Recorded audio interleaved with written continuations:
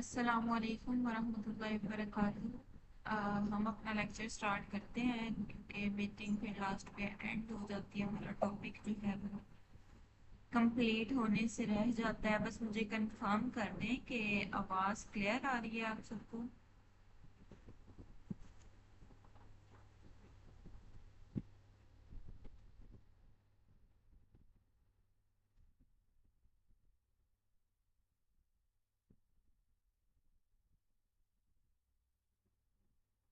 अस्सलामुअलैकुम, कैसे हैं आप सब?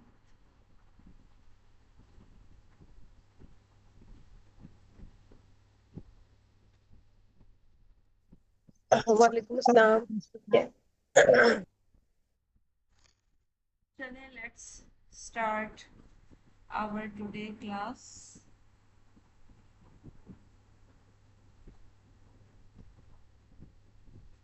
कल हमने जो बात की थी, जिस पे हम बात करते हैं लेक्चर में, जो डेवलपमेंटल स्टेजेस हैं बच्चों के, उनमें उनका ब्रेन किस तरह से डेवलप हो रहा होता है, किस एज ग्रुप में हमें क्या करना चाहिए, इस सब पे हम बात कर रहे थे। तो 3 एज ग्रुप्स तक हमने बात कर ली थी, जो आपके साथ कल रिकॉर्डिंग शेयर हुई थी।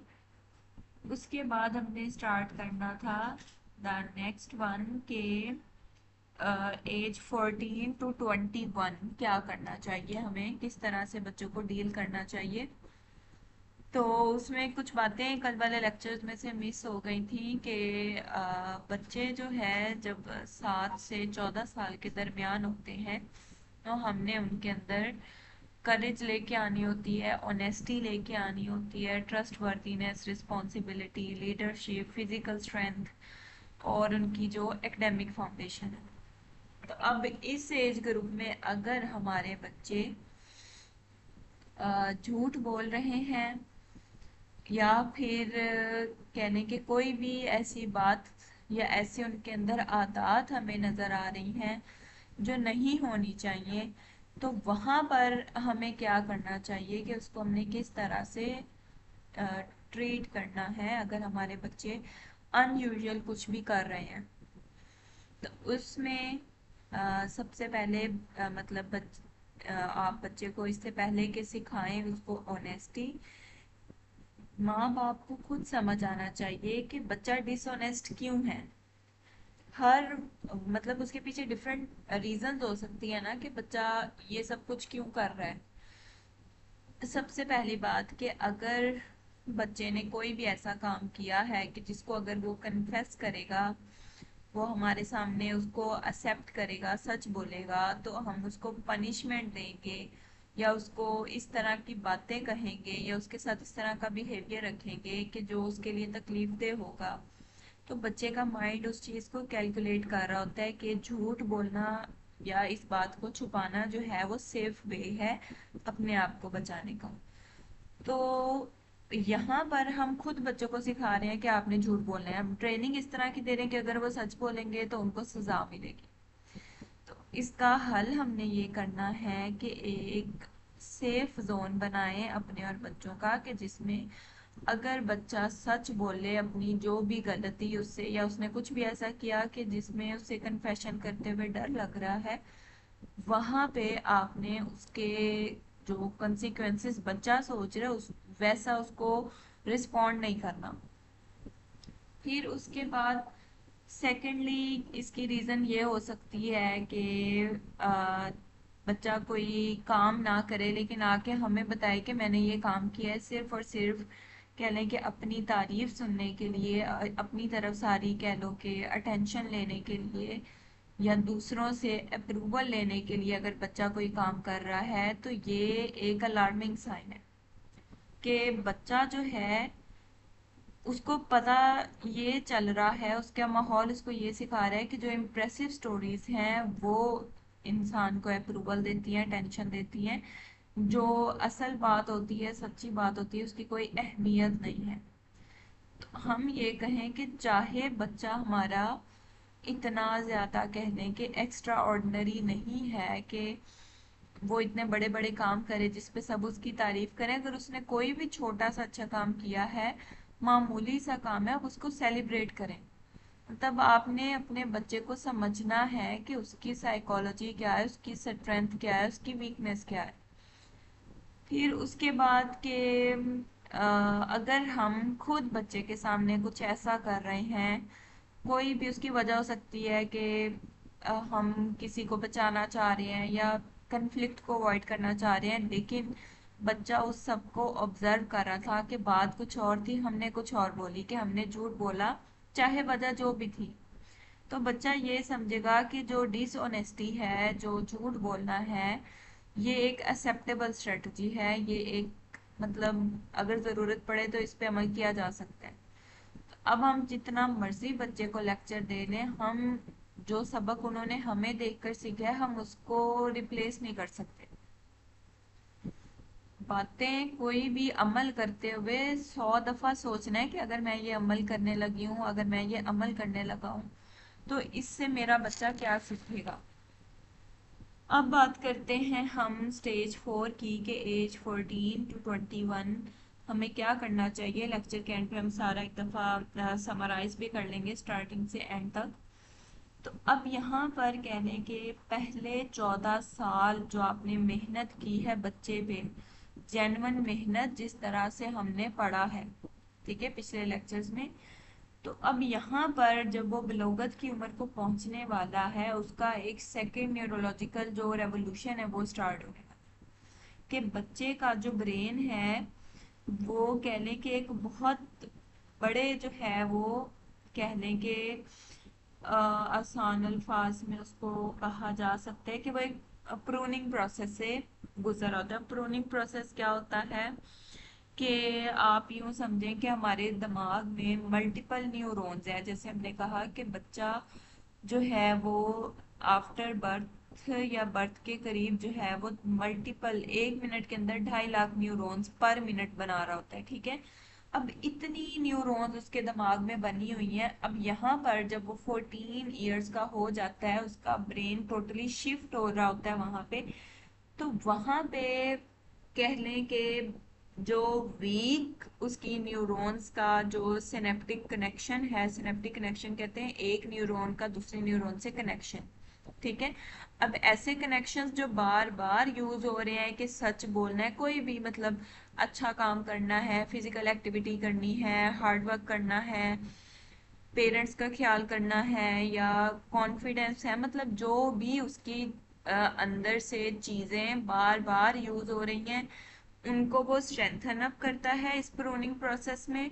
और जो चीजें यूज नहीं हो रही होती उनको वो वीक करता है। मतलब इस पॉइंट पे आके हमने पिछले पूरे 14 साल जो हमने देखा है, हमने देखना है कि इसकी स्ट्रेंथ्स क्या क्या है, इधर आके हमने उन पे ज्यादा फोकस करना है। कि जो इंटेंसिव प्रूनिंग प्रोसेस हो रहा होता है, यहाँ पर बच्चे ने टोटली कह लें कि चेंज हो रहा है। उसकी जो बातें बार बार वो करता है, जो उसकी हैबिट्स हैं, जो उसके मूड्स हैं, या जो भी वो काम करता है, उसकी एक्टिविटीज हैं पूरे दिन में, वो उनको ज्यादा रिपीट करेगा। उसकी कह लें कि उसकी आदत वो उस पर पुख्ता हो जाएगी। और जो बातें वो बिल्कुल कम या कभी कभार करता है, उनको समझे वो खत्म हो जाएंगी यहाँ पे।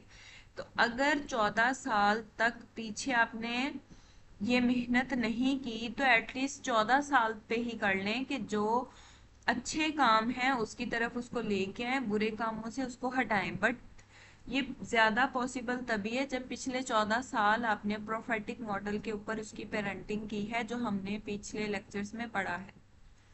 कि अब यहाँ पर आके बच्चे के बहुत ज्यादा मूड स्विंग्स होंगे। अब इसका कह लें कि वजह ये नहीं है कि बच्चा जानबूझ के मैनिपुलेट कर रहा है। उसका जो इमोशनल ब्रेन है वो हाइपर सेंसिटिव हुआ होता है इस प्रूनिंग प्रोसेस में।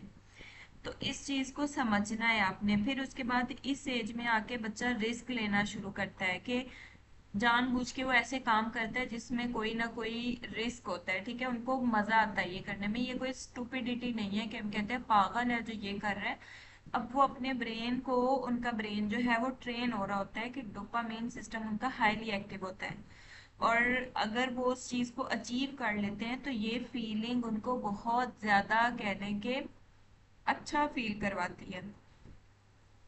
फिर उसके बाद इस दौरान कह लें कि बच्चा बहुत ज्यादा सेंसिटिव हुआ होता है कि इर्द गिर्द के लोग उसके बारे में क्या सोच रहे हैं, उसको किस तरह से देखते हैं, उसको किन नामों से जाना जाता है, मतलब आइडेंटिटी फॉर्मेशन पे बहुत ज्यादा वो फोकस उसका हो जाता है 14 से 21 साल के दरमियान। फिर उसके बाद कह लें कि वो हर बात पे अगर कोई गलत बात हो रही है या जो बात आपने उसको पिछले 14 साल में सिखाई है, अब यहाँ पे आके उसके ऑपोजिट कुछ हो रहा है तो वो अपने पेरेंट्स से आर्ग्यू करेगा ना। अब ये वो डिसरिस्पेक्ट नहीं कर रहा कि हम कहते हैं बच्चा बदतमीज हो गया आगे से जबान चलाता है, उसके अंदर ये कॉग्निटिव फिक्र है उसकी, जो उसको इस बात पे उभारती है, इंडिपेंडेंट थॉट्स पे लेके आती है। अब पीछे जब हमने फितरा पढ़ी थी तो हमने उसके मॉड्यूल्स पढ़े थे सारे, उसमें कॉग्निटिव फितरा थी कि वो इंडिपेंडेंट सोच रखता है कि हर चीज को वो जांचता है कि ये सही है ये गलत है, अगर ये सही है तो ये सही क्यों है। मतलब उसको पिछले सालों में उसने क्वेश्चंस किए होंगे आपसे, आपने उसको आंसर जिस तरह से किया होगा वो उस चीज को उसी एंगल से देखेगा।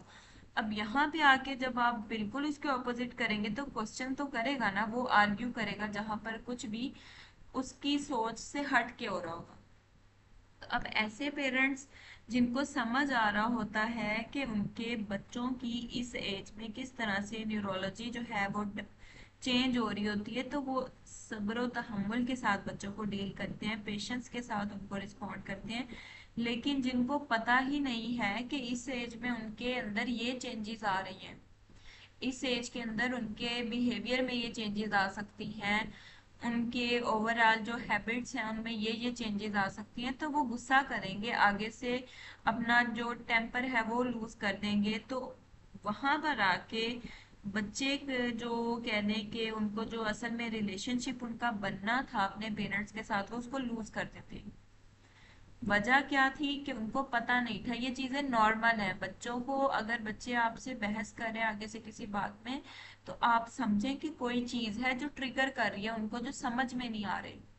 तो ये वो डिसरिस्पेक्ट नहीं कर रही है, आप कर रहे हैं आपके, वो अपनी कन्फ्यूजन को दूर करना चाह रहे होते हैं। तो ये बात बीइंग अ पेरेंट हमें समझनी है।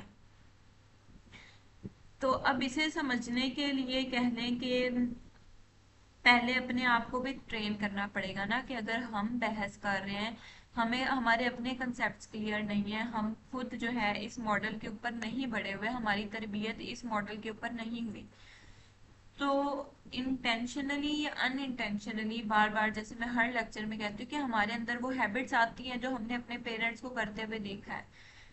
तो पेरेंट बनने से पहले, मैरिटल रिलेशनशिप में आने से पहले ये जरूरी है कि हम पहले अपने ऊपर फोकस करें, अपने ऊपर मेहनत करें।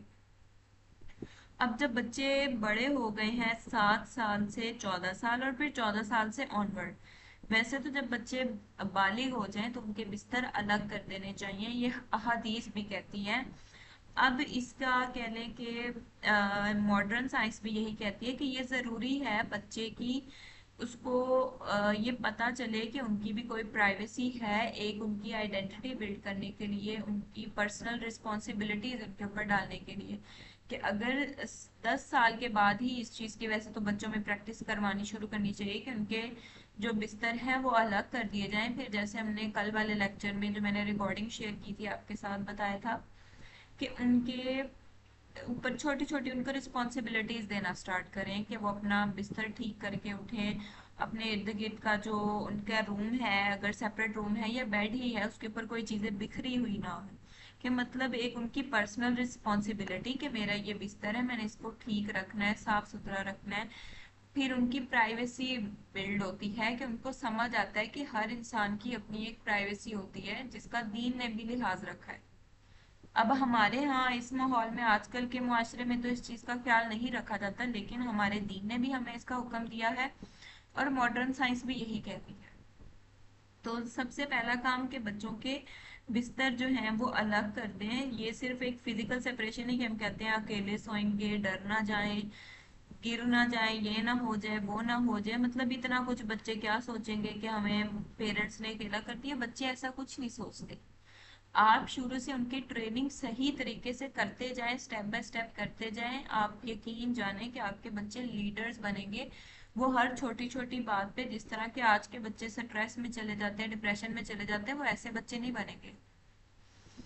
तो सेकेंडली क्या करना है कि इस एज में आके आपने बच्चों के साथ आइडियाज शेयर करने हैं इक्वालिटी की बिना पर, कि कोई भी आपका आइडिया है, कोई भी आप कोई काम करने का सोच रहे हो, आप अपने बच्चे से उसको अपने घर में बैठ के उसको डिस्कस करो।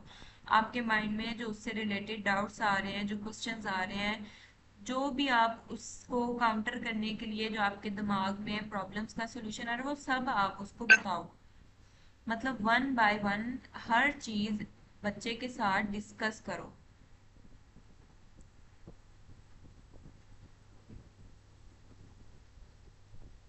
फिर उसके बाद के जो बच्चे हैं, जब वो जेन्युइन इस तरह की टॉक्स में आते हैं, जब आप उनसे कोई भी फिलोसॉफिकल बात करते हो, या घर के कोई भी प्रॉब्लम्स हैं, या कोई भी आप लाइक बिजनेस न्यू स्टार्ट करने लगे हो, कोई आप जो है वो कोई ट्रिप प्लान करने लगे हैं, कुछ भी करने लगे हैं, आप अपने बच्चे से ज़रूर वो चीज़ें डिस्कस करें, और उनको भी पता चले कि स्ट्रेटेजिक थिंकिंग क्या होती है, इसमें हमने जो प्रॉब्लम्स कौन कौन से आ सकते हैं उनको किस तरह से काउंटर करना है। मतलब इस एज में बच्चे ये सब कुछ सीख रहे होते हैं कि theological, philosophical, strategic reasoning, totally वो सब कुछ सीख रहे होते हैं।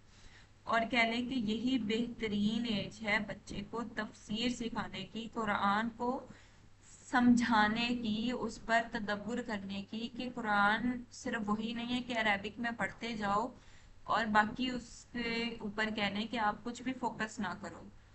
जहां पर उसका इंटेलेक्ट पीक पे जा रहा होता है, तो आपने उसको तफसीर सिखानी है, जो कुरान को सही एंगल से देखना, समझना, वो आपने इस एज में बच्चे को सिखाना है, समझाना है, फिर उसको दावा पर्पस के लिए रेडी करना है।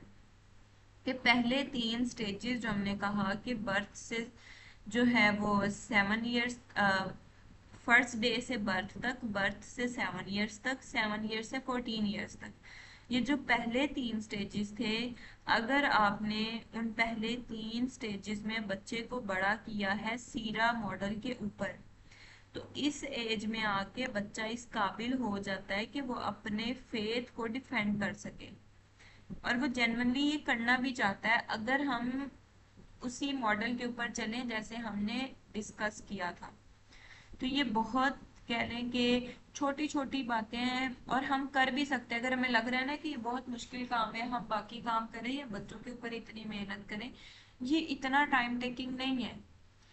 डेली में आप जो भी रूटीन में काम कर रहे हो, साथ में बच्चों को इन्वॉल्व करके ये सारी प्रैक्टिसेस आप करें, इतना मुश्किल काम तो नहीं होता ये। और उसके बाद जो नेक्स्ट है कि बच्चे की यूनिवर्सल जो नीड्स हैं वो कौन कौन सी हैं। अब उसमें सबसे पहले बच्चे की आती है, कह लो कि उनकी जो अटैचमेंट नीड है, उनका जो अटैचमेंट सिस्टम है, कि बच्चे का रिलेशनशिप जो शुरू में पहले 18 महीने में अपने केयर गिवर के साथ बनता है, वही बेस रखता है उसके बाकी पूरी जिंदगी के रिलेशनशिप्स पर। उसके अपने साथ उसका क्या रिलेशनशिप होता है, उसका दूसरों के साथ क्या रिश्ता बनता है, उसका अल्लाह के साथ किस तरह का ताल्लुक बनता है, ये डिपेंड करता है कि पहले 18 महीने में आपने बच्चे के साथ किस तरह का रिलेशनशिप डेवलप किया है। सिक्योर रिलेशनशिप डेवलप किया है, या फिर आपने उसके साथ कहने के फियर बेस्ड रिलेशनशिप डेवलप किया है। आप सल्लल्लाहु अलैहि वसल्लम, या आप सबने वाकया सुना होगा कि वो सजदे में थे, तो हजरत इमाम हसन जो है वो उनकी कमर पे आके बैठ गए, तो उन्होंने सजदा लंबा कर दिया लेकिन वो उठे नहीं। ये एक बहुत बड़ा सिंबल है, और एक कहने के तरीका है सिक्योर अटैचमेंट शो करने का, कि बच्चे के ब्रेन में क्या मैसेज किया इस चीज से, कि चाहे वो बहुत कह लें कि अहम अपना फर्ज अदा कर रहे हैं, अल्लाह से बातें कर रहे हैं, नमाज अदा कर रहे हैं, लेकिन उस सिचुएशन में भी मैं मैटर करता हूँ, मैं इम्पोर्टेंट हूँ, मेरी जो नीड्स हैं वो इनकन्वीनियंस नहीं है इन लोगों के लिए, और इस पर्सन के लिए सबसे इम्पोर्टेंट मैं हूँ। ये चीज बच्चे को फील करवाई जाती है, फिर ही बच्चे को समझ आती है। खाली कह देने से कि आप हमारे लिए सबसे ज्यादा इम्पोर्टेंट हो, आप बच्चे को ये बात नहीं समझा सकते। नो डाउट हर माँ बाप के लिए अपने पेरेंट्स, अपने जो बच्चे हैं वो बहुत ज्यादा अजीज होते हैं, लेकिन उनको ये चीज फील भी होनी चाहिए बचपन में, पहले 18 महीने में ये आपने बच्चे को फील करवाना होता है। वहां पर गड़बड़ कर दी है तो आपका एक सिक्योर अटैचमेंट बच्चे के साथ नहीं बना। फिर बच्चे को जो साइकोलॉजिकल नीड्स चाहिए होती है कि सबसे पहले उनको सेफ्टी आपने फील करवानी होती है, सिक्योर फील करवाना होता है कि उन्हें हार्म से, किसी भी किस्म के नुकसान से, बीमारी से, भूख से बचाने की आपने कोशिश करनी होती है, अपनी हर मुमकिन कोशिश कि हमारे बच्चे को कोई नुकसान ना पहुंचे, इसे कोई बीमारी ना लगे, इसको अगर भूख लगी है तो परफेक्ट टाइम पे इसको खाना मिले। फिर इमोशनल सेफ्टी भी जरूरी होती है कि क्रोनिक स्ट्रेस का पेशेंट ना बना दें आप बच्चे को। कि अगर जैसे हमने लास्ट लेक्चर में डिस्कस किया था कि अगर मदर खुद ही इस माहौल में रह रही है कि उसका हर वक्त स्ट्रेस जो है वो एलिवेट रहता है, उसका कोर्टिसोल लेवल हाई रहता है, तो बच्चे का ब्रेन डेवलप भी इस तरह से हुआ है। तो इमोशनल सेफ्टी तो आपने उसको कहने कि वहां से ही उसकी डैमेज कर दी। फिर अगर पेरेंट्स के आपस में कंफ्लिक्ट होते हैं तो वहां से भी बच्चे को जो है वो उसका जो इमोशनल सेफ्टी है, जो सिक्योर वाली फीलिंग है, वो आपने डैमेज कर दी। कि जहां पर बचपन में बच्चे को आपकी जरूरत थी, जब माँ के पेट में बच्चा था वहां पर जब आपने ख्याल करना था, और उसके बाद जब बच्चा पैदा हो गया 18 महीने आपने जब ख्याल रखना था, तो वहां पर नहीं रखा तो क्रोनिकली उसका जो कोर्टिसोल लेवल है वो बढ़ा रहेगा। कोर्टिसोल कहने के एक स्ट्रेस हार्मोन है। और फिर बच्चा आपका रो रहा है आपके सामने, और वो मतलब किसी भी वजह से रो सकता है, उसकी तबीयत ठीक नहीं, उसको भूख लगी है, बच्चा वैसे ही थोड़ा चिड़चिड़ा है, हुआ हुआ उसकी तबीयत डिस्टर्ब हो सकती है, कोई भी रीजन हो सकती है। लेकिन जैसे मैंने आपको लास्ट लेक्चर में बताया, आपने हर वक्त उसको फिजिकल प्रेजेंस का, इमोशनल प्रेजेंस का उसको एहसास दिलाना है बच्चे को। अगर वहां पे आपने उसको फिजिकली इमोशनली इग्नोर किया तो वहां पर उसके ब्रेन का वो पार्ट जो स्ट्रेस को और फियर को कहने के ट्रिगर करता है, वो ज्यादा डेवलप हो जाएगा, और जो उसका प्री फ्रंटल कॉर्टेक्स है जो इन सब चीजों को काउंटर करके रेगुलेट करता है, वो डेवलप सही से नहीं हो सकेगा। तो नेचुरली बच्चे के ब्रेन का जो पार्ट इमेगडाला है, जो फियर में लेके आता है इंसान को, स्ट्रेस में लेके आता है, उसका काम ही ये है। तो वहां पर आपने उस बच्चे का इमेगडाला नेचुरली उस टाइम पे जब डेवलप हो रहा था वो बड़ा बन गया, एनलार्ज हो गया। अगर उस टाइम पे हम बच्चे का ब्रेन का स्कैन करें तो वहां पे ये मेजरेबल होता है ये चेंज। हमें बिल्कुल आइडिया नहीं होता कि हम अपने बच्चों के साथ किस तरह से अनजाने में ही जुल्म कर रहे होती हैं, उनको इमोशनल कह लें कि एक पेशेंट बना रहे होते हैं, फिजिकली साइकोलॉजिकली पेशेंट बना रहे होते हैं। और फिर हम कह रहे होते हैं कि हर चीज तो हम प्रोवाइड करते हैं, इतना प्यार करते हैं, ये भी करते हैं, ये भी करते हैं, फिर हमारे बच्चे ऐसे। समझने की बात है ना कि वहां पर जब उनको जरूरत थी, जब हमें ये काम करना चाहिए था, हमने नहीं किया। अब यहाँ पर पेरेंट क्या करते हैं कि मोस्टली ये प्रॉब्लम कह रहे हैं कि कॉमनली आता कहाँ से, कि वो बच्चे जो अपने जो मैरिट जो पेरेंट्स हैं अपने मैरिटल कन्फ्लिक्ट जो है वो चीख चिल्ला के लड़ाई झगड़े से सॉल्व करते हैं। कि आप थोड़ी देर के लिए सोचें, अपना घर या आपके हो सकते हैं कोई आपने ऐसा घर देखा हो जहां पर मियाँ बीवी लड़ते झगड़ते रहते हो हर वक्त, या वो बिल्कुल खामोश रहते हो, आपस में कोई बात ही ना करते हो, कि देख के इंसान को ये फीलिंग ना आए कि ये एक दूसरे से प्यार करते हैं, या आपस में ये बातचीत करके अपने प्रॉब्लम्स को सॉल्व कर सकते हैं। इनके आपस में एक वो मवद्दत है, एक रहमा है एक दूसरे के लिए, एक ये दोनों एक दूसरे के लिए सुकून का बाइस है, वो फीलिंग नहीं आती। और हमारे जितने बड़े इस टाइम पे रिलेशनशिप्स में हैं, आपके अपनी फैमिली हो सकता है पॉसिबली 100 में से 10% ऐसे, बल्कि 10 भी मैं ज्यादा कह रही हूँ, 4% सिर्फ ऐसे होंगे जिनके पेरेंट्स जो है वो अच्छे से रह रहे होंगे और उन्होंने पेरेंटिंग पे फोकस किया होगा, या उन पेरेंट्स के दरमियान वो तीनों कहने के जरूरी बातें होंगी कि वो दोनों एक दूसरे के लिए सुकून का बायस होंगे, एक दूसरे से मोहब्बत करते होंगे, उन दोनों के दिलों में एक दूसरे के लिए रहम होगा। बहुत कम देखने को मिलता है। आप इर्द गिर्द ही देख लें अपने घर पे, मोस्टली हम जब पेरेंट्स पे बात आए ना, हम सच से नजरें चुराते हैं। आप इर्द गिर्द देख लें, अपने सिबलिंग्स में देख लें, कजन्स में देख लें, रिलेटिव्स में, जो भी आप देखें कि वो हस्बैंड वाइफ का उनका रिलेशनशिप कैसा है। जब वो हर वक्त लड़ते झगड़ते रहेंगे या बिल्कुल आपस में कोई बात नहीं करेंगे, तो बच्चे को आपको टारगेट करने की जरूरत ही नहीं है। अगर आप ये समझोगे ना कि बच्चे के हम बहुत ख्याल रख रहे हैं, ये डैमेज नहीं हो सकता, वो डैमेज कर दिया आपने। जब वो ये विटनेस होगा इस चीज का कि उनके जो पेरेंटल कन्फ्लिक्ट्स हैं वो किस तरह से, मतलब वो आपस में हर वक्त लड़ते हैं और उसको सॉल्व करने की कोशिश नहीं करते, हर वक्त खामोश रहते हैं, तो जो बच्चों के उस टाइम पे कॉर्टिसोल एलिवेशन है वो मेजरेबल होती है उस टाइम पे।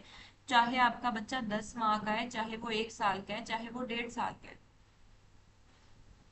मोस्ट जो कहने के पावरफुल इंटरवेंशन है हेल्दी रिलेशनशिप में पेरेंटिंग के लिए, वो ये ज़रूरी है कि हर घंटा हर मिनट आप इन्वेस्ट करें अपने आपस के रिलेशनशिप को बेहतर करने में। जो आपकी आपस में स्पाउस की कम्युनिकेशन है उसको इम्प्रूव करने में आप अपना टाइम लगाएं। तो डायरेक्टली ये आपके बच्चे की न्यूरोलॉजिकल डेवलपमेंट पे असरअंदाज होगा। अगर न्यूली मैरिड हैं या अनमैरिड हैं तो आपके लिए ये बात समझने की ज़रूरत है कि अगर आपका अपना रिलेशनशिप हेल्दी नहीं होगा तो आप कभी भी एक्सपेक्ट नहीं कर सकते कि आपका बच्चा जो है वो साइकोलॉजिकली, इमोशनली, फिजिकली हेल्दी होगा। बज़ाहिर आपको चाहे सब कुछ नॉर्मल नज़र आ रहा होता है, लेकिन वो नॉर्मल नहीं होता। बच्चे बहुत से प्रॉब्लम्स से गुजरे होते हैं। अब इसमें कसूर, मतलब कह लें कि एक तरह से हमारे पेरेंट्स का भी नहीं है, उनकी अपब्रिंगिंग भी वैसे ही हुई थी, ये शायद हमारे से भी बुरे तरीके से हुई थी। तो अगर हमारे पास नॉलेज आ रहा है, हमें पता चल रहा है कि ये चीज़ कितनी इम्पोर्टेंट है, एक हस्बैंड वाइफ का रिलेशनशिप आपस में अच्छा होना कितना ज़रूरी है और बच्चों की तरबियत करना कितना ज़रूरी है, तो फिर हमें ये चीज़ सीखनी चाहिए ताकि हम अपने बच्चों में वो ट्रॉमास ना शिफ्ट करें जो हम तक आए हैं। हम वैसे बच्चे डरपोक ना पैदा करें, वैसे कमजोर ईमान वाले बुज़दिल लोग ना पैदा करें जैसे हम खुद हैं। तो सॉल्यूशन इस सब का यही है कि जो पेरेंट्स हैं, जो कपल है आपस में, वो अपना जो स्पाउसल कम्युनिकेशन है उसको इम्प्रूव करें ताकि बच्चे की जो न्यूरोलॉजिकल डेवलपमेंट है वो भी इम्प्रूव हो। फिर उसके बाद बच्चे को हर वक्त ये फील करवाएं कि आप उससे मोहब्बत करते हैं, आप उसके लिए हर टाइम अवेलेबल हैं, इमोशनली भी, फिजिकली भी। अब इसके लिए गिफ्ट्स की ज़रूरत नहीं है कि आप हर वक्त जो है बच्चे के साथ चिपके रहें, हर वक्त बच्चे को गिफ्ट देते रहें और हर वक्त कोई ना कोई एक्टिविटी उनके साथ करते रहें। जिस टाइम पे बच्चे को ज़रूरत हो आप उस टाइम पे मौजूद हो उसके लिए, उसको इस बात का एहसास दिलाना है। ऐसे बच्चे जो इस तरह के घरों में पैदा होते हैं जब पेरेंट्स बज़ाहिर तो प्यार करते हैं, एक दूसरे की रिस्पेक्ट करते हैं, लेकिन मतलब जिस टाइम पे बच्चे को जरूरत है अगर उनको खुद गुस्सा आया हुआ है तो वो उसको टोक देंगे, आगे से कुछ कह देंगे, तो वो बच्चे कभी भी कॉन्फिडेंट नहीं होते, वो लीडर नहीं बन सकते। लेकिन बिल्कुल इसके ऑपोजिट करें कि जहाँ पर हर वक्त घर में प्यार मोहब्बत वाला माहौल हो, एक दूसरे के लिए रिस्पेक्ट हो, एक सिक्योर अटैचमेंट हो, एक सिक्योर इमोशनल अटैचमेंट हो, और एक कहने के उनके घर में एक हेल्दी रिलेशनशिप्स चल रहे हों, तो ऐसे बच्चे आगे चल के भी हेल्दी रिलेशनशिप्स बनाते हैं। हमारे यहाँ क्या होता है कि स्पेसिफिकली जो फादर हैं, फादर्स घर में आते ज़रूर हैं लेकिन इमोशनली वो एब्सेंट होते हैं। मतलब घर में आए, फिजिकली मौजूद हैं, बट उन्होंने कोई इंगेज नहीं किया बच्चों के साथ, आए खाना खाया, टीवी शीवी देखा, बच्चों से 2 मिनट बात कर ली, चलो जी। अब बच्चे को जब तक बाप की मोहब्बत की गरमाइश महसूस ही नहीं होगी, उसको वो अटैचमेंट ही नहीं फील होगी अपने फादर के साथ, तो वो कैसे सिक्योर फील करेगा अपने बाप के पास, या वो कैसे अपने बाप के साथ हर बात शेयर कर सकेगा, एक सिक्योर उसका बॉन्ड बनेगा अपने फादर के साथ। तो अब यहाँ पर प्रॉब्लम यही है कि हम बात ही नहीं करना चाहते, और अगर बात करते हैं तो हमारी कम्युनिकेशन स्किल्स इतनी बुरी हैं कि हम बात करते हैं तो फिर ही कोई ना कोई हम कहने के लड़ाई झगड़ा खोल के बैठ जाते हैं। तो इसका कहने के पॉसिबल सोल्यूशन यही है कि अपने बच्चों के साथ टाइम स्पेंड करें, एक स्पेसिफिक टाइम सेट कर लें जिसमें आप इमोशनली, फिजिकली, मेंटली वहां पर मौजूद हो। बच्चे को पता हो कि मुझे जिस टाइम पे मेरे पेरेंट्स की जरूरत है वो मेरे लिए यहाँ पे मौजूद है। आप सल्लल्लाहु अलैहि वसल्लम घर में जाते थे तो वो जाके बैठ के हुक्म नहीं चलाते थे कि मेरे लिए ये लो, या चुप करके बैठ के अपने ही काम करते रहते थे। वो हेल्प आउट करते थे घर में, घर की सफाई भी कर दिया करते थे, अपने जो वाइफ्स हैं उनके लिए किचन के कामों में भी हेल्प कर देते थे। तो इसका हरगिज ये मतलब नहीं है कि मर्द जो है वो बाकी सारे काम छोड़ के औरतों के साथ बाकी काम देखने लग जाए, लेकिन एटलीस्ट आप उस चीज को एडमायर तो कर सकते हो, एक्सेप्ट तो कर सकते हो, बजाय इसके कि आपने बहुत सोने सुना होगा कि जब भी मर्द बाहर से आते तो कहते आप लोग घर में करते क्या है। मतलब उसके पूरे दिन की मेहनत उस औरत की, जो उसने पूरा दिन घर संभाला, उसने बच्चों की केयर की, उसने सफाइयाँ की, उसने खाने बनाए, कपड़े धोए, पूरा दिन अपने घर वाले के लिए, अपने बच्चों के लिए मेहनत की। एंड पे आके फादर जो है बच्चों का, वो आके ये इस तरह की बातें सुना दे कि उसको बिल्कुल ही कह लें कि एडमायर ना करे, एक्नॉलेज ना करे उसकी एफर्ट्स को। तो ये चीज फिर डिस्करेज करती है और बच्चे इस चीज को बहुत ज्यादा नोटिस करते हैं और इसका बहुत बुरा असर होता है बच्चों के ऊपर। तो प्यार से, मोहब्बत से घर में एक अच्छा, मोहब्बत भरा घर बनाना है जो सुकून का बाइस हो सबके लिए। कि ऐसा ना हो कि फादर घर में एंटर हो तो बच्चों के सांस जो है वो खुश्क हो जाए कि अब ये आ गए हैं, अब ये कोई मतलब हम बोलेंगे तो ये हो जाएगा, हमें डांट पड़ेगी, पता नहीं कब ये घर से जाएंगे। मोस्टली आपने देखा होगा कि अक्सर आजकल की जनरेशन में, फिर भी शायद कम हो, हमसे पिछली जनरेशन स्पेसिफिकली जो हमारे कहने के स्पेशली जो हमारे पेरेंट्स हैं उनसे हमें यही सुनने को मिलता है कि हमारे अब्बा जान आते थे हमारे घर से, हमारी चूं की आवाज नहीं निकलती थी, हम बिल्कुल खामोश होकर बैठ जाते थे। तो ये एक डर था ना, एक हेल्दी रिलेशनशिप तो नहीं था, ये उनकी मोहब्बत नहीं थी, ये डर था बच्चों की। वो डर के मारे रिस्पेक्ट करते थे। तो रिस्पेक्ट हमारे बच्चे भी करेंगे अगर हम उनकी इस मॉडल के ऊपर तरबियत करेंगे, और लेकिन वो डर से नहीं, दिल से मोहब्बत करेंगे, दिल से हमारी इज्जत करेंगे। और सबसे बड़ी बात कि बच्चे को एक्सपीरियंस करने दें कि उनकी जो बातें हैं, उनके जो इंतखाब है वो मैटर करते हैं। हर वक्त अपनी मर्जी नहीं थोपनी होती बच्चों के ऊपर। अगर बच्चा लाइक 7 इयर्स का हो गया, 10 इयर्स का हो गया, उसके बाद आप कोशिश करें कि छोटे छोटे उनको फैसले खुद करने दें। लाइक उसने कौन से कपड़े पहनने हैं या किस तरह के कपड़े पहनने हैं, कौन से कोशिश करें कि मतलब इस तरह के छोटे छोटे उनको डिसीजन लेने दें, और फिर उनको एक्सपीरियंस करने दें कि हमने ये डिसीजन लिया था तो इसका हमें ये नुकसान हुआ है, ये फायदा हुआ है। उनको खाना खुद चूज करने दें। कहीं पर आप होटलिंग के लिए जाते हो तो मेन्यू में से बच्चे को खुद खाना चूज करने दें। कि अब ऐसा बच्चा जिसको आपने एज में एज अप्रोप्रिएट उसको ऑप्शंस दिए कि वो अपना डिसीजन खुद ले, तो जब आप उसको आहिस्ता आहिस्ता दूसरे ऑप्शंस देते हो जिसमें उसको डिसीजन लेना होता है, तो वो इतना नुकसान नहीं करता जितना दूसरे बच्चे करते हैं। अब एक ऐसा टीनेजर जिसको सडनली आपने बिल्कुल ही कट ऑफ कर दिया कि उसको कहा कि खुद ही अपने सारे फैसले करे, तो वहां पर वो क्लैप्स कर जाएगा, क्योंकि आपने कभी उसको इंडिपेंडेंटली कोई चीज चूज करनी सिखाई ही नहीं। अब हमारे यहाँ कॉमन मिस्टेक यही होती है कि जो ओवर कंट्रोलिंग पेरेंट्स होते हैं वो हर सिचुएशन को कहने के, हर जो कहने के डिसीजन है उसको बच्चे के लिए खुद लेना चाहते हैं। और मैं ये नहीं कह रही उनकी नीयत बुरी होती है, वो यही चाहते हैं कि हमारे बच्चे को कोई नुकसान ना उठाना पड़े, बच्चे की भलाई के लिए वो सब करते हैं। लेकिन उनको ये भी समझना चाहिए कोई ऐसा फैसला उनको करने दें कि जिसका नुकसान इतना ज्यादा ना हो, जिसको आप कवर अप कर सकते हैं। कि बच्चे को सिखाएं कि वो इंडिपेंडेंटली उसने काम करना है, उसने आगे चल के अपनी लाइफ के फैसले खुद लेने हैं।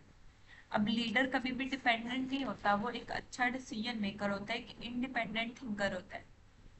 अगर लीडर बनाने हैं तो बच्चे को 7 साल के बाद ही उसको छोटी छोटी उसकी चॉइसेस उसको दें।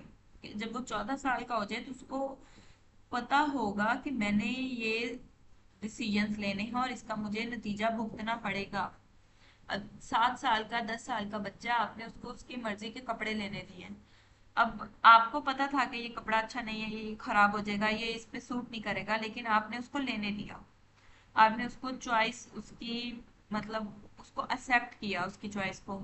अब बाद में जब वो अच्छा नहीं लगेगा या उसको खुद फील होगा कि ये अनकंफर्टेबल जो है वो ड्रेस है, तो उसको पता होगा कि अगर मैंने खुद चूज किया है तो मुझे इसके कॉन्सिक्वेंसेस भुगतना होंगे, तो वो आहिस्ता आहिस्ता बहुत सोच समझ के अच्छे तरीके से अपने डिसीजंस लेगा। तो हमने अच्छे डिसीजन मेकर्स बनाने हैं, तो 7 साल से शुरू करें ये काम। 14 साल पे आके आप उसको और ज्यादा थोड़ा बड़े लेवल के डिसीजन उसको लेने दें। 21 साल का जब हो जाएगा ना बच्चा, तब आपने उसको बिल्कुल नहीं रोकना टोकना है, आपने उसको टोटली ट्रेन करना है 21 साल तक। तो उसके लिए जरूरी है कि पहले ये सब काम करें हम, कि बच्चों को जेन्युइन अचीवमेंट एक्सपीरियंस करने का भी बहुत शौक होता है, कि खाली खुली तारीफ ना हर वक्त करते रहा करें, कि बच्चों को हर चीज सिखाएं। कि लाइक अगर बच्चा किसी प्रॉब्लम में है तो पहले आप कोशिश करें कि वो खुद उस प्रॉब्लम से निकलने की कोशिश करे, वो एफर्ट्स करे। अगर उससे कोशिश करने के बावजूद नहीं हो रहा, फिर आप इंटरफेयर करें और उसको उस प्रॉब्लम से निकालें, लेकिन बच्चे को एफर्ट जरूर करने दें। अब हमारे यहाँ क्या होता है कि हम बच्चे को हर मुश्किल सिचुएशन से फौरन निकाल लेते हैं, क्योंकि हम अपने बच्चे को तकलीफ में नहीं देख सकते। तो अब इसका न्यूरोलॉजिकल हमें नुकसान क्या होता है कि बच्चों को पता ही नहीं होता कि मैंने मेहनत करके अपने आप को हर मुश्किल सिचुएशन से निकालना है। उसको हर टाइम वो डिपेंडेंट रहेगा, उसको पता होगा कि अगर मैंने कुछ गलत कर भी दिया तो ये लोग आके देख लेंगे, ये ठीक कर देंगे। ये चीज बच्चे में नहीं लेके आनी। कोई भी वो काम कर रहा है, उसको मेहनत करके उससे निकलने की कोशिश करने दें। लाइक एक बच्चा है, उसका दिमाग बहुत ज्यादा अच्छा काम करता है, वो थोड़ा सा भी पढ़े तो वो कह लें कि टॉपर्स में आता है। लेकिन दूसरी तरफ एक बच्चा जो बहुत मेहनत करके दिन रात एक करके पढ़ता है, लेकिन वो बमुश्किल कह लें कि ए ग्रेड वाली कैटेगरी में आता है, टॉपर में नहीं आता। तो आपने ये नहीं कहना कि आपने टॉप नहीं किया, या कंपैरिजन नहीं करना, आपने ये कहना कि आपने बहुत मेहनत की है। तो ये उसका जो ग्रोथ माइंडसेट है उसकी हमने तारीफ की है, तो बच्चे फिर और ज्यादा दिल लगा के मेहनत करते हैं। लेकिन अगर हम उसको इस चीज पे एडमायर नहीं करेंगे तो डेफिनेटली वो नेक्स्ट इस तरह की कोई कोशिश करने की कोशिश ही नहीं करेगा, इस तरह की कोई। और फिर कह रहे हैं कि बच्चे को ये समझ आनी चाहिए कि उनकी लाइफ सिर्फ इतनी नहीं है कि वो अपने बारे में सोचें, उनकी लाइफ में एक पर्पस होना चाहिए, कि उनकी जिंदगी में उनके अपने आप से बढ़ के भी कुछ और होना चाहिए। कि कुरान से हमें ये फ्रेमवर्क मिलता है कि हर बच्चा जो है, हर इंसान को अल्लाह ने इस दुनिया में खलीफा बनाकर भेजा है। तो बीइंग अ खलीफा, उसको अपनी रिस्पॉन्सिबिलिटीज का पता होना चाहिए, उसे अपने पर्पस का पता होना चाहिए, उसका जो पर्पस है लाइफ का वो क्लियर होना चाहिए इस एज पर आके। और ये कह लें कि एक प्रोटेक्टिव फैक्टर है जो उसको डिप्रेशन से बचाएगा, और कह लेंगे ये जो एडिक्शन में हमारे बच्चे पड़े होते हैं उससे बचाएगा। जो पर्पसफुलनेस है ना, कि जब उसको पर्पस का पता होगा तो जो भी उसके रास्ते में रुकावटें आएंगी वो उसको स्ट्रेस में नहीं डालेंगे। उसको होगा कि मेरा ये पर्पस है, मैंने इस दफा मेहनत की, मैं यहाँ पर फेल हो गया, मुझे दोबारा मेहनत करनी है कि मैं आगे अपने पर्पस के करीब पहुंचूं। लेकिन इसके बरक्स जो बिल्कुल जिनका कोई पर्पस नहीं होता, उन्होंने जिंदगी में क्या करना होता है, वो हर वक्त उठते हैं, खाते हैं, पीते हैं, सो जाते हैं। या कहीं पर कोई थोड़ा सा मसला आया, चलो जी सुसाइडल थॉट्स आ रही हैं, डिप्रेशन के पेशेंट्स बन गए हैं, सवियर साइकोलॉजिकल पेशेंट्स जो हैं वो बन जाते हैं। फिर हमें साइकेट्रिस्ट के पास जा रहे हैं, उनकी काउंसलिंग हो रही है, ये हो रहा है, वो हो रहा है। तो जो पर्पस है ये इंसान को बहुत सारे साइकोलॉजिकल प्रॉब्लम्स से बचाता है।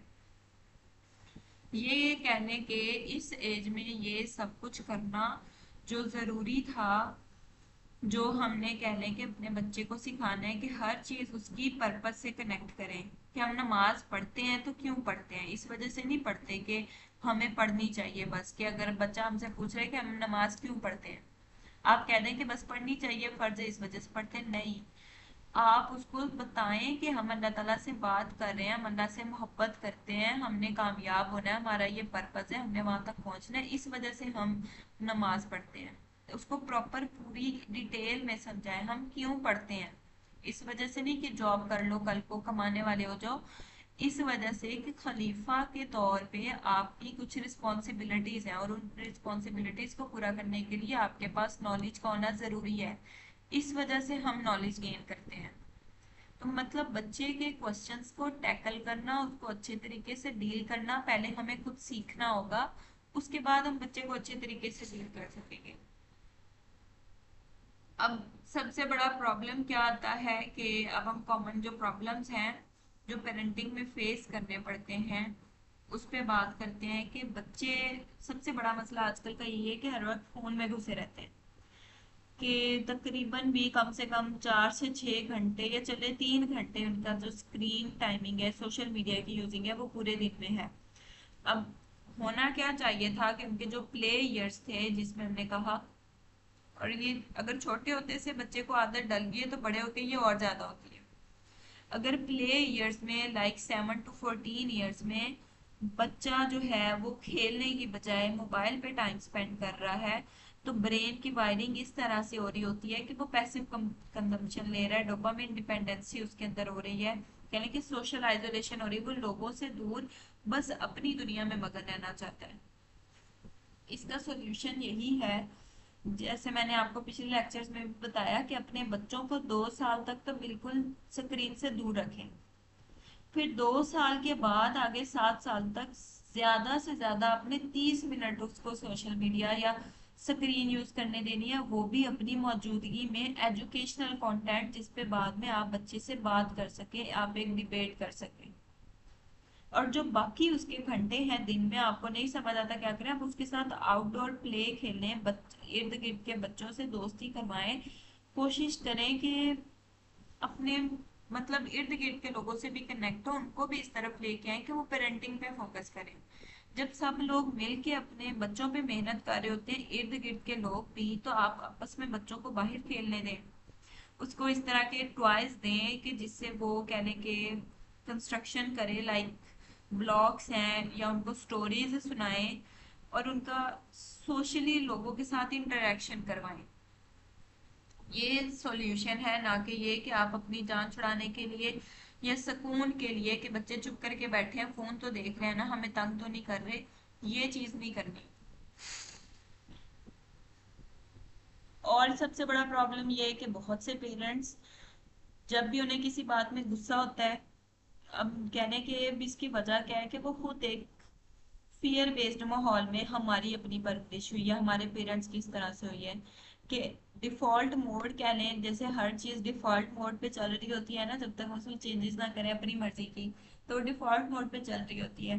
तो हमारे पेरेंट्स और हम कह लें कि डिफॉल्ट मोड हमारा है एंगर वाला, शाउटिंग वाला, और कह लें कि छोटी सी बातों पे बहुत बुरी तरह रिएक्ट करना, चीखना चिल्लाना, अपने गुस्से में चीजों को तोड़ना। तो उनको समझ नहीं आ रहा कि न्यूरोलॉजिकली वो बच्चे की जो करेज है उसको किस तरह से डैमेज कर रहे होते हैं।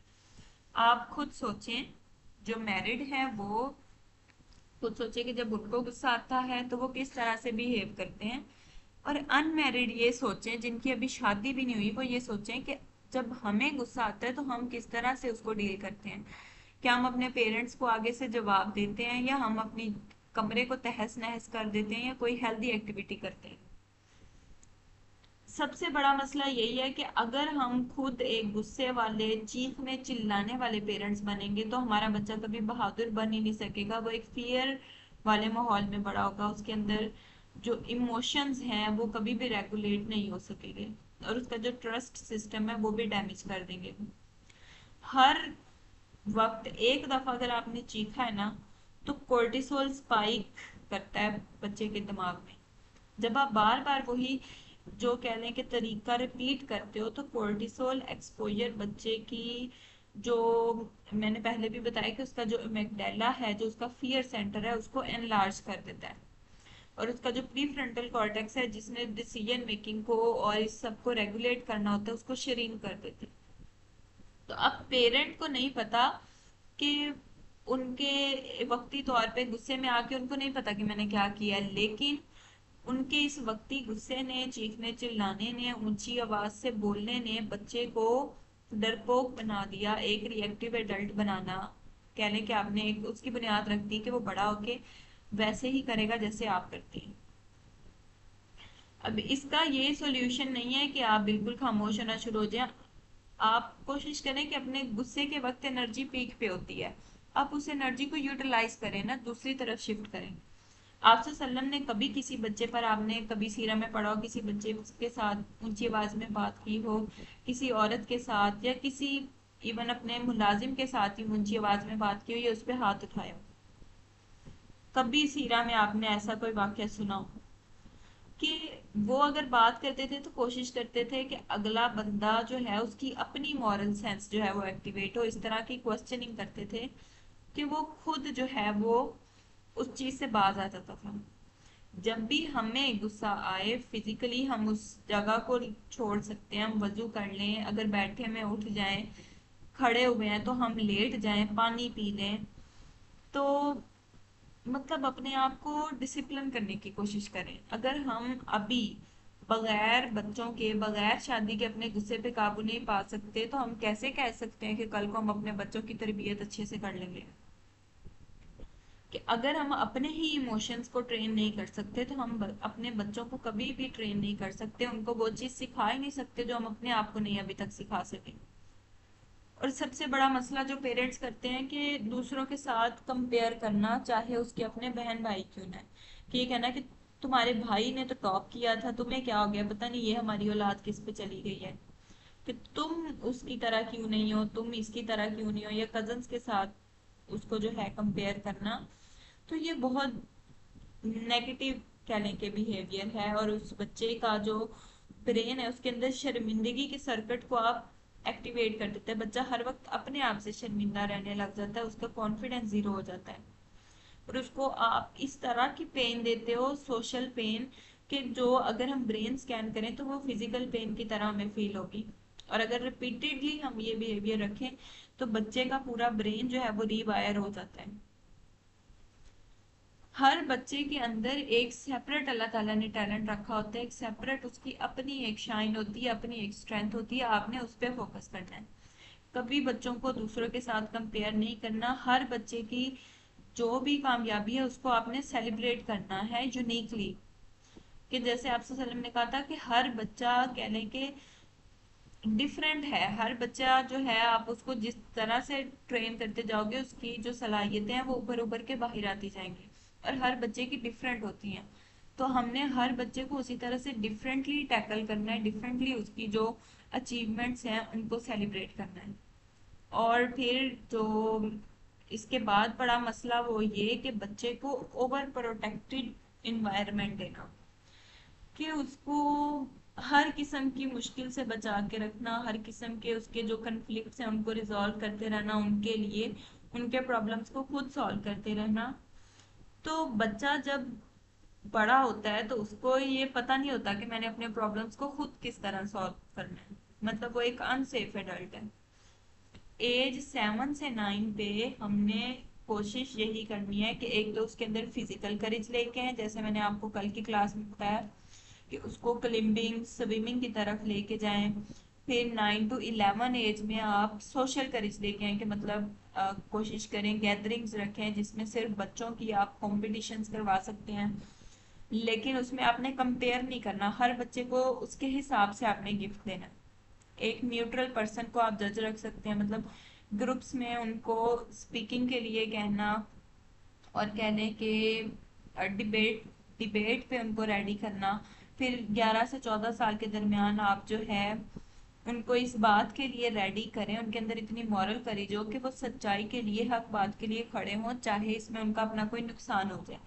आप इसको प्लानिंग करके कर सकते हैं, या रियल लाइफ कोई आपके सामने सिचुएशन आ जाए उसमें भी कर सकते हैं। लेकिन बेटर ये है कि पहले एक प्लान करके प्रॉपरली इस तरह का माहौल बनाए कि बच्चे को लगे कि ये हक बात के खिलाफ कुछ हो रहा है, बच्चे को वहां पे उभारा जाए कि वो हक बात के लिए खड़ा हो, चाहे इसमें उसका नुकसान हो जाए, उसका कोई गिफ्ट जाता रहा हो या उसका कोई भी चीज जो है वो उसकी उस दाव पे लग जाए उस बात पे खड़े होने के लिए। तो उसके बाद बच्चे को पता होगा कि मैंने रियल लाइफ में भी ऐसे ही करना है।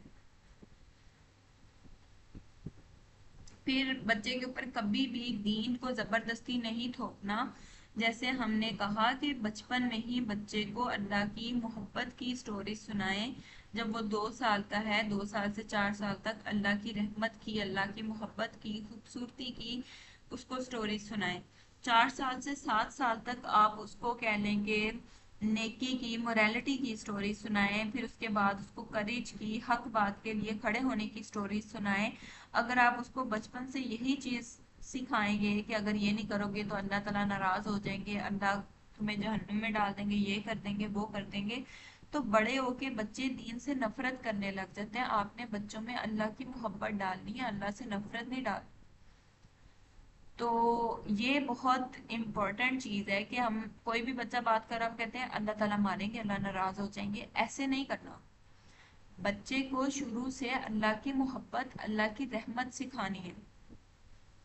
जब वो 14 साल का हो गया, जब वो खुद पढ़ेगा दीन को, तफसीर को और बाकी जो दीगर इस्लामी अहकामात हैं उनको पढ़ेगा, तो उसको खुद ही समझ आ जाएगा कि मैं अगर गलत करूंगा तो इसका नतीजा मुझे भुगतना पड़ेगा। फिर उसके बाद ये कि कभी प्यार किया, कभी ना किया, कभी आप एक दिन बहुत मोहब्बत से बच्चे के साथ रहे, बहुत प्यार से रहे, दूसरे दिन आपने कोशिश की कि आप कम बात करें, आपके अपने मूड स्विंग्स ही नहीं खत्म हो रहे, तो बच्चे का nervous system constant alert form में रहता है। वो स्कैनिंग करता रहता है कि बच्चा ये देखता रहता है कि आज मेरे पेरेंट का मूड कैसा होगा, आज अच्छे वाले अम्मा अब्बा बने रहेंगे या ये आज फिर गुस्से वाले अम्मा अब्बा बने रहेंगे। तो इट्स बेटर कि आप हर वक्त बच्चे के साथ एक ही तरह से कहने के। आई थिंक मीटिंग एंड हो गई है। चलिए क्लास कंप्लीट करके रिकॉर्डिंग तो आपके साथ शेयर हो जाएगी।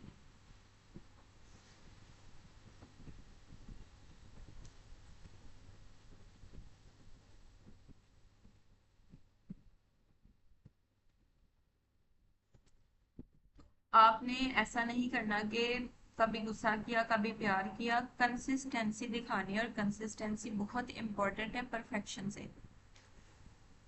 आपने हर वक्त बच्चे को ये एहसास दिलाना है कि आप उसके लिए हो, चाहे आप बात कर रहे हो नहीं कर रहे हो, आप उसके पास हो नहीं हो, लेकिन बच्चे को पता हो कि अगर मुझे इनकी जरूरत होगी तो ये मेरे लिए मौजूद होंगे। और फिर उसके बाद सबसे बड़ा जो कहने के फॉल्ट है हमारे यहाँ पाया जाता कि हम बच्चे से कहते इधर आओ, अगर आप मेरी ये बात मानोगे तो मैं आपको ये दूंगी, या आप मेरी बात मानोगे तो मैं आपको ये दूंगा। तो बाद में हम जब बच्चा बात सुन लेते तो उसको भूल जाते हैं कि कोई ऐसा वादा बच्चे से ना करें जो आप तोड़ दें। कि हमेशा अपने बच्चे को जो भी कह के आप अपनी तरफ बुलाया है या उससे कोई काम करवाया है, तो आपने कोशिश करनी है कि उस वादे पर पूरा उतरे, उसको वो चीज दिलाएं कि अगर आप नमाज पढ़ोगे तो आपको चॉकलेट मिलेगी, तो फिर उसको चॉकलेट दें। अगर आप खाना फिनिश करोगे तो मैं आपको आपकी फेवरेट कैंडी दूंगा, तो आपने उसको कैंडी देनी है। मतलब कोई भी झूठे फेक वादे नहीं करने। इसके बाद मैं आपके साथ एक शेयर कर दूंगी, एक कंप्लीट कहने के डेली फ्रेमवर्क जो मैरिड पीपल्स हैं अपने बच्चों के साथ किस तरह से पूरा दिन गुजार सकते हैं। तो अब इस पूरे लेक्चर को अगर हम समराइज करें तो ये कि सबसे ज्यादा इम्पोर्टेंट जो है कहने के इस पूरे, अभी तक हमारा ये कहने के 5वां लेक्चर है, तो इन 5 लेक्चर्स में सबसे ज्यादा कहने के जो इम्पोर्टेंट है वो हस्बैंड वाइफ का अपना रिलेशनशिप है। अगर उनका जो मैरिटल रिलेशनशिप है वो क्रोनिक कॉन्फ्लिक्ट का शिकार है, वो खुद में हर वक्त लड़ते रहते हैं, इमोशनली वो एक दूसरे से डिस्टेंट हैं, तो बच्चा जो है वो उस मतलब बच्चा उस शादी में रह नहीं रहा होता, वो उसको एब्जॉर्ब कर रहा होता है। तो आप जिस तरह से एक शादी में रहेंगे तो बच्चा उस चीज को एब्जॉर्ब करेगा। अगर बच्चा माँ से जिस तरह से बात करता है तो बच्चा देखेगा कि मर्द औरतों को इस तरह से ट्रीट करते हैं। जिस तरह से माँ जो है वो बाप को रिस्पॉन्स देगी उसके बाप को, तो बच्चा देखेगा कि औरतें किस तरह से मर्दों को रिस्पॉन्स देती हैं, किस तरह से जो है ये एक दूसरे के साथ बात करनी चाहिए, किस तरह से एक दूसरे को ट्रीट करना चाहिए, वो ये सब कुछ सीख रहा होता है। फिर अगर पेरेंट्स के दरमियान कोई कंफ्लिक्ट हो गया तो वो किस तरह से उसको हैंडल करते हैं, बच्चा उसको देखता है कि अगर डिसएग्रीमेंट कोई हो गया तो उसको रिजॉल्व कैसे करना है। अगर आप चीख चिल्ला के और नाराज होके घर छोड़ के चले जाओगे तो बच्चा यही सीखेगा कि वहां से निकल जाओ या लड़ना शुरू कर दो। और फिर मोहब्बत का इजहार किस तरह से करते हैं हस्बैंड वाइफ आपस में, बच्चा ये देखता है, फिर वो ये सीखता है कि मोहब्बत किस तरह से नजर आती है। मतलब असल में मोहब्बत अगर हमने किसी को दिखानी है, फील करवानी है, तो वो किस तरह से दिखती है।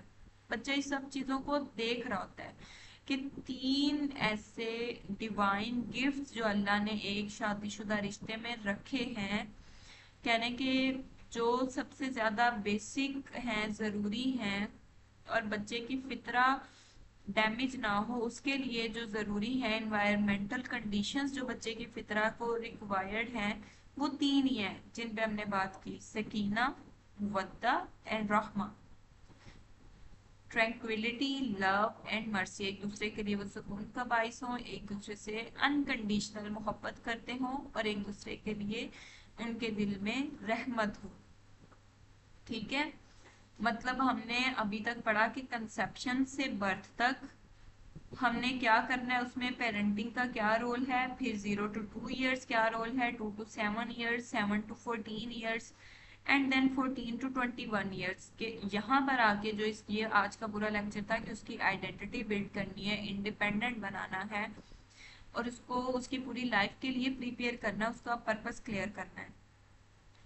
ये कहने के सबसे ज्यादा इम्पोर्टेंट चीजें हैं। अब इसमें से जो तीन ऐसी बातें कि जो नॉन निगोशिएबल हैं, हर बच्चे को हर वक्त चाहिए होती हैं, कि इनके बगैर कह दें कि आपने अपने बच्चे को वेस्ट कर दिया है, वो तीन चीजें कौन सी हैं?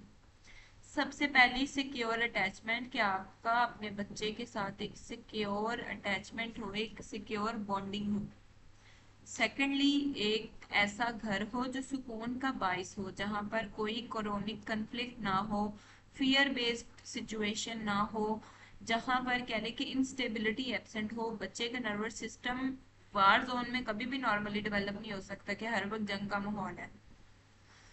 और फिर उसके बाद थर्डली ये कि उसकी फितरा को प्रोटेक्ट करें आप, ऐसा कोई भी काम ना करें जो उसकी फितरा को डैमेज कर दे।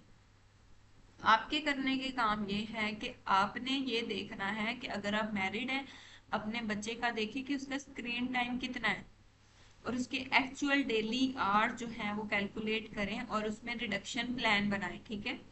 अगर हम खुद अनमैरिड हैं तो हम देखें हमारा अपना स्क्रीन टाइम कितना है, उसमें से अगर आप कोई भी ऑनलाइन वर्क करते हैं, क्लासेस लेते हैं, कोर्सेज करते हैं, उसको निकाल के जो आप सोशल मीडिया स्क्रॉलिंग करते हैं, मतलब वो देखें वो कितना है, फिर उसका एक कैलकुलेट करें उसको, और उसमें रिडक्शन का प्लान बनाएं कि मैंने इसको कम करना है।